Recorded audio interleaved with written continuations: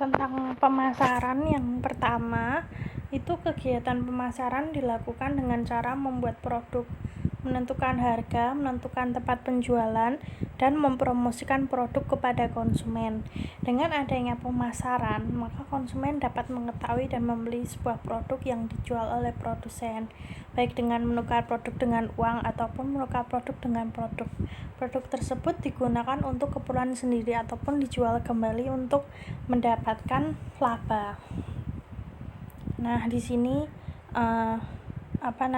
kegiatan membuat produk itu kita mau membuat produk apa gitu, misalnya membuat produk keripik tempe atau membuat produk keripik terong kayak gitu kan. Nah, terus habis itu menentukan harganya. Nah, cara menentukan harganya itu gimana? Pertama kan kita harus tahu harga terong itu berapa, terus bahan-bahannya apa aja, misalnya yang diperlukan minyak goreng, bumbu-bumbunya apa aja, harganya berapa. Nah, dari situ kita harus ngambil keuntungan itu kira-kira berapa. Jadi jangan sampai harga yang kita tentukan itu lebih rendah sehingga kita tidak memperoleh laba atau keuntungan. Nah, untuk menentukan tempat penjualannya itu sebaiknya kita harus menentukan lokasi yang strategis. Misalnya kita bisa berjualan di pasar atau menitipkan barang produk kita itu di warung-warung atau di toko-toko, seperti itu juga bisa. Dan mempromosikan produk itu kepada konsumen bisa melalui media sosial seperti itu, misalnya melalui Facebook atau melalui Instagram seperti itu. Fungsi pemasaran yang pertama yaitu pengenalan produk. Dalam pengenalan produk di sini kita harus menonjolkan keunggulan produk yang kita miliki dibandingkan produk pesaing. Gimana caranya? Yang pertama itu kita bisa membedakan dengan produk pesaing, misalnya kita memproduksi keripik tempe. Nah, apa yang membedakan keripik tempe buatan kita dengan keripik tempe buatan pesaing lain yang juga membuat keripik tempe seperti kita? Nah, misalnya keripik tempe kita ini rasanya manis, sedangkan keripik tempe produk lain itu rasanya asin. Nah, berarti keunggulan produk kita dibanding produk pesaing lainnya adalah terletak di bagian rasanya, yaitu kita manis, yang lain asin. Nah, seperti itu juga udah menjadi keunikan tersendiri bagi produk kita, sehingga produk kita itu terlihat unik dan berbeda dibanding produk pesaing, sehingga konsumen itu bisa memilih sesuai seleranya seperti itu. Jadi bagi yang menyukai rasa manis, dia akan lebih condong untuk membeli keripik tempe buatan kita seperti itu. Nah, terus keunggulan yang lain misalnya terletak pada bagian kemasannya mungkin. Fungsi pemasaran yang kedua adalah sebagai riset. Jadi riset di sini maksudnya adalah kita melihat di lapangan itu seperti apa. Misalnya zaman sekarang kan lagi hits perempuan-perempuan muda untuk memakai tren baju model Sabrina seperti itu. Jadi mungkin kita bisa bikin usaha butik atau misalnya jahit model baju Sabrina seperti itu, lalu dijual kepada kaum muda. Kaum muda kan pasti pada cari gitu model-model yang seperti itu. Mungkin kita bisa lihat di lapangan itu modelnya itu seperti apa yang sudah ada. Mungkin kita bisa buat yang model berbeda tetapi modelnya tetap Sabrina seperti itu. Mungkin dari segi warnanya, dari kancing bajunya juga bisa. Nah, terus misalnya seperti lagi lebaran tuh kan. Nah itu kan lagi banyak orang cari ketupat seperti itu, jadi kita bisa bikin usaha kecil-kecilan di rumah bikin ketupat seperti itu. Nah pasti kan banyak yang cari dan berminat untuk membeli seperti itu. Terus bisa saat musim durian kita jualan durian gitu, karena harga durian kan lebih murah pastinya. Jadi kalau kita jualan di musim durian, kita pasti akan mendapat keuntungan yang lebih dengan kita beli harga yang lebih rendah seperti itu. Fungsi pemasaran yang ketiga adalah distribusi. Yang saya maksud di sini adalah gimana caranya produk kita itu sampai ke tangan konsumen itu dengan baik.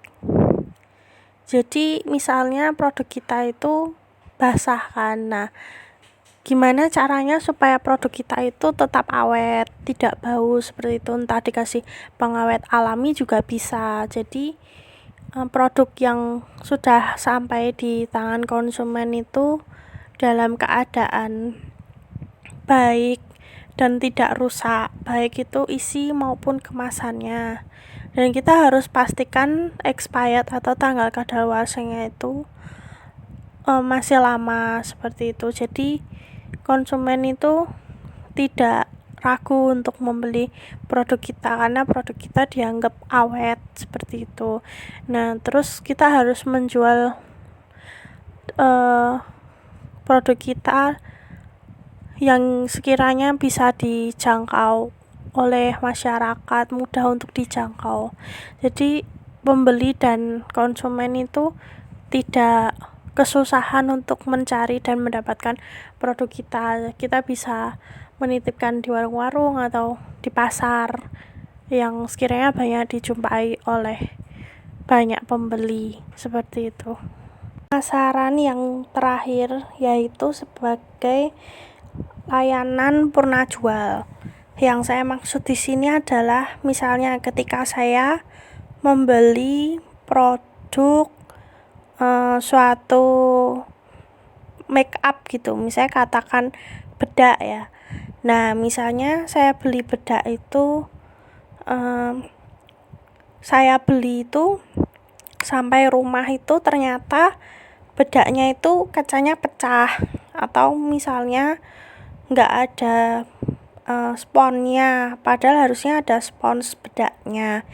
Nah berarti saya harus ke tempat yang saya beli bedak tersebut, kemudian sang penjual bedak tersebut harus mengganti produk yang saya beli dengan kriteria yang seharusnya saya dapatkan sesuai nilai yang udah saya bayarkan.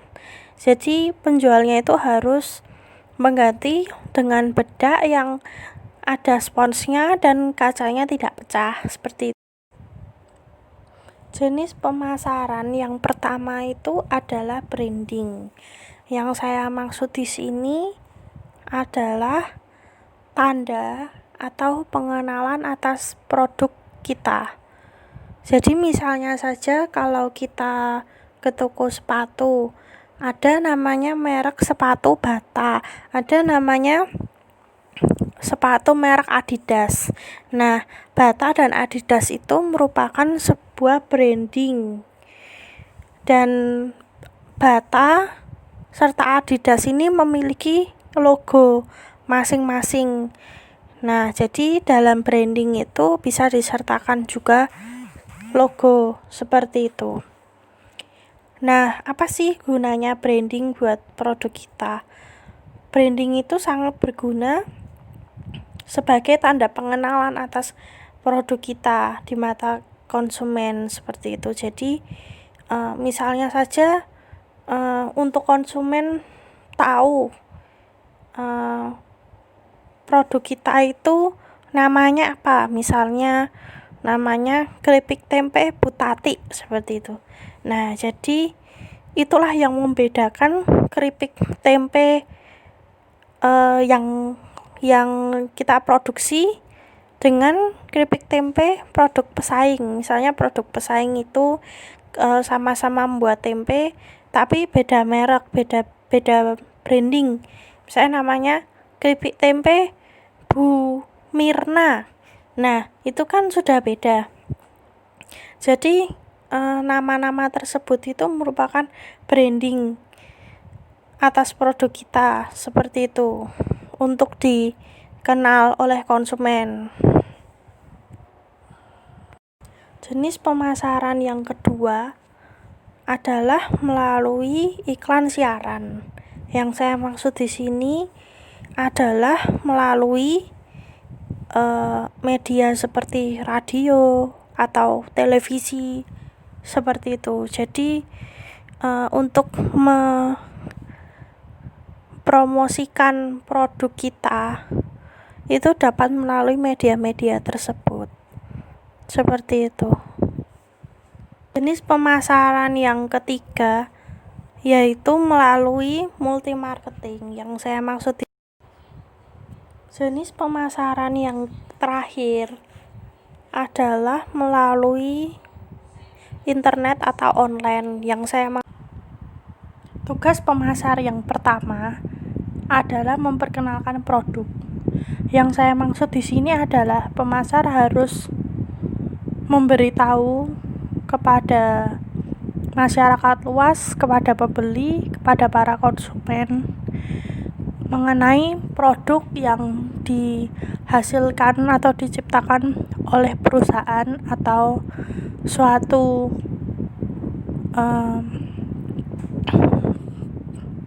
orang yang membuat produk tersebut.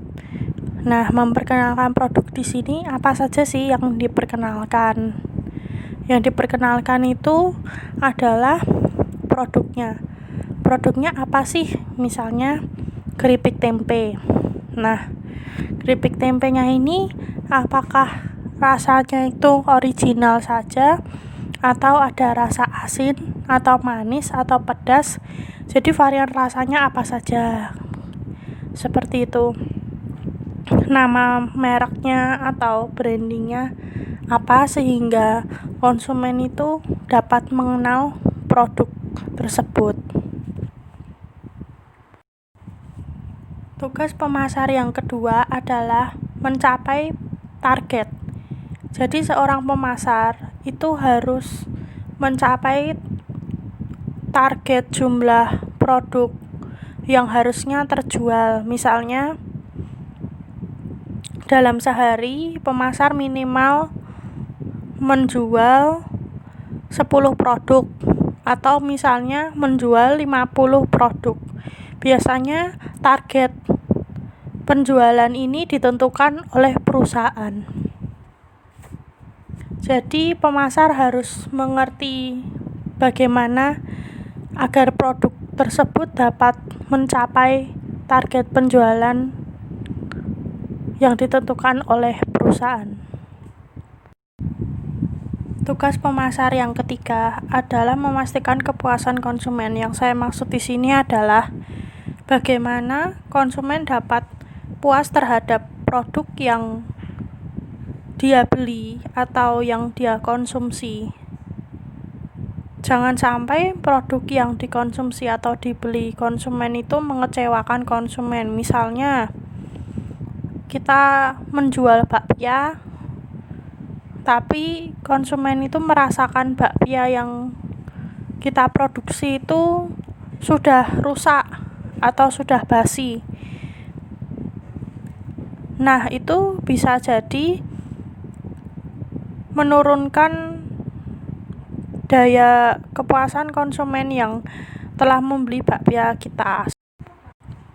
Tugas pemasar yang keempat adalah membuat strategi lanjutan. Yang saya maksud di sini adalah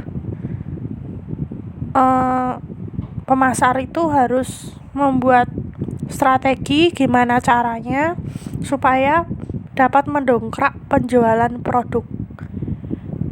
Misalnya saja barang atau produk yang sudah lama tidak terjual tapi masa expirednya masih panjang, itu bisa digunakan strategi dengan memasang diskon. Diskon adalah potongan harga. Jadi semisal harga awalnya itu 25.000, setelah diskon menjadi 20.000. Nah, kan akan memikat daya tarik konsumen untuk membeli produk tersebut. Jadi produknya itu akan tetap laku, terbeli oleh konsumen tanpa menyisakan barang yang seharusnya laku tapi tidak laku, seperti itu. Salah satunya dengan strategi diskon atau potongan harga. Yang kelima adalah bekerja sama dengan mitra, adalah membuat rekapitulasi penjualan. Yang saya maksud di sini adalah tim marketing harus membuat rekap data penjualan dengan benar dan terstruktur. Jadi datanya itu jangan sampai ada yang salah. Misalnya tahun ini produk kita itu sudah laku berapa, misalnya 50 bakpia, misalnya seperti produk merupakan segala hasil kerja manusia yang dapat ditawarkan kepada manusia lainnya, baik berupa barang, jasa, ataupun ide. Konsumen akan menyukai produk yang menawarkan mutu terbaik, kinerja terbaik, dan sifat terbaik, sehingga perusahaan harus memfokuskan diri pada perbaikan produk yang terus-menerus. Menyukai produk yang mudah diperoleh dan sangat terjangkau, karena manajemen harus berfokus pada perbaikan efisiensi produksi dan distribusi. Jadi seperti misalnya awalnya produksi hanya satu rasa, bakpia rasa coklat. Nah, kemudian melakukan perbaikan lagi, ditambah lagi cita rasa lain, misalnya stroberi atau rasa keju atau kacang hijau. Mungkin teksturnya, bahannya itu yang awal masih kasar bakpianya. Nah, yang kedua itu bisa lebih dihaluskan lagi, ditambah tepung atau ditambah bahan apa untuk supaya bakpianya itu bisa menjadi lembut saat digigit, seperti itu. Istilah yang kedua yaitu nilai. Yang saya maksud di sini adalah perkiraan konsumen terhadap suatu produk yang dia minati dan dia konsumsi. Istilah yang ketiga adalah biaya. Yang saya maksud di sini adalah sejumlah uang yang harus dibayarkan untuk membeli suatu produk. Jadi yang terakhir dalam pemasaran yaitu pasar. Yang saya maksud di sini adalah seorang pembeli atau suatu tempat di mana pembeli dan penjual saling bertemu dan bertukar produk dengan uang, seperti itu. Jadi misalnya ada seorang pembeli dan penjual di suatu pasar dan mereka berinteraksi, saling tawar-menawar. Tenaga kerja di sini berfungsi untuk menghasilkan barang atau jasa dalam suatu perusahaan atau organisasi.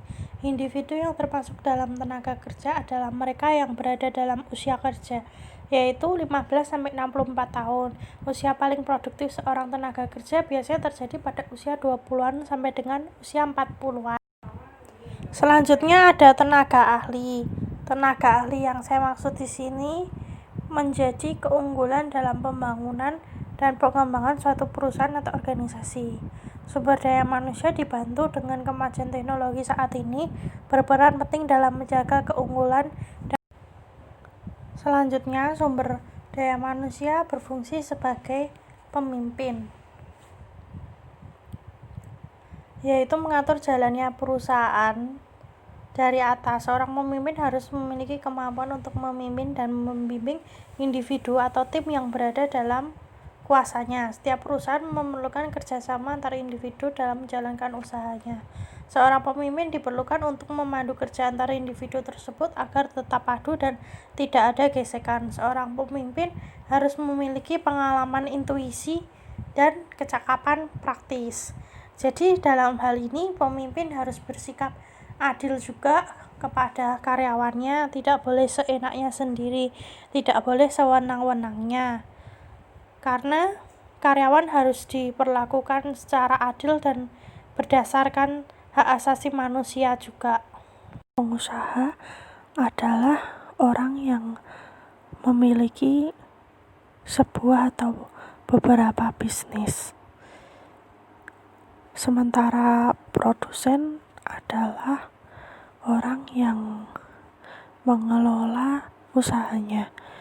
Dan yang terakhir, konsumen adalah orang yang membeli atau mengkonsumsi hasil produk suatu perusahaan atau produk dari penjual. Mengenai fungsi manajemen sumber daya manusia, yaitu mengatur keanggotaan, evaluasi performa, kompensasi, pelatihan dan pengembangan, relasi kesehatan dan keamanan, pengintegrasian, pemeliharaan, serta pemutusan. Jadi manajemen sumber daya manusia berfungsi untuk mengatur anggotanya agar sesuai dengan aturan perusahaan, salah satunya seperti itu. Kalau evaluasi performa adalah untuk melihat sejauh mana kinerja karyawan, apakah sudah benar dan baik sesuai dengan harapan, visi dan misi perusahaan. Selanjutnya ada pelatihan dan pengembangan, yaitu di mana para karyawan dididik, dibimbing dan dilatih serta dikembangkan. Yang selanjutnya relasi, yaitu menambah relasi antara karyawan satu dengan karyawan lainnya. Yang selanjutnya kesehatan dan keamanan. Di sini sebelum bekerja biasanya pemimpin memastikan bahwa calon pekerjanya dalam keadaan sehat agar tidak mengganggu jalannya aktivitas yang akan dikerjakan oleh karyawan tersebut. Yang selanjutnya yaitu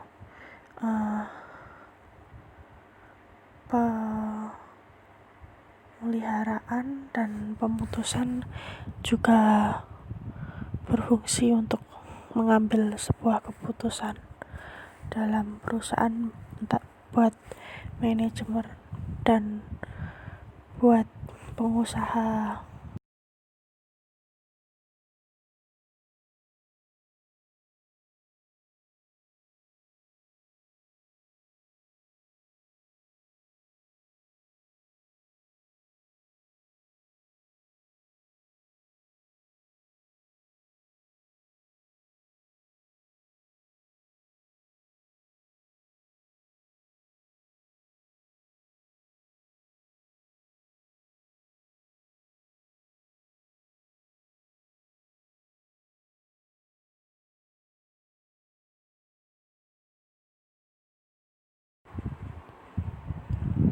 Istilah penting dalam konteks pemasaran yang pertama adalah produk. Produk merupakan segala hasil kerja manusia yang dapat ditawarkan kepada manusia lainnya, baik berupa barang, jasa, ataupun ide. Konsumen akan menyukai produk yang menawarkan mutu terbaik, kinerja terbaik, dan sifat terbaik, sehingga perusahaan harus memfokuskan diri pada perbaikan produk yang terus-menerus. Menyukai produk yang mudah diperoleh dan sangat terjangkau, karena manajemen harus berfokus pada perbaikan efisiensi produksi dan distribusi. Jadi seperti misalnya awalnya produksi hanya satu rasa, bakpia rasa coklat. Nah, kemudian melakukan perbaikan lagi, ditambah lagi cita rasa lain, misalnya stroberi atau rasa keju atau kacang hijau. Mungkin teksturnya, bahannya itu yang awal masih kasar bakpianya.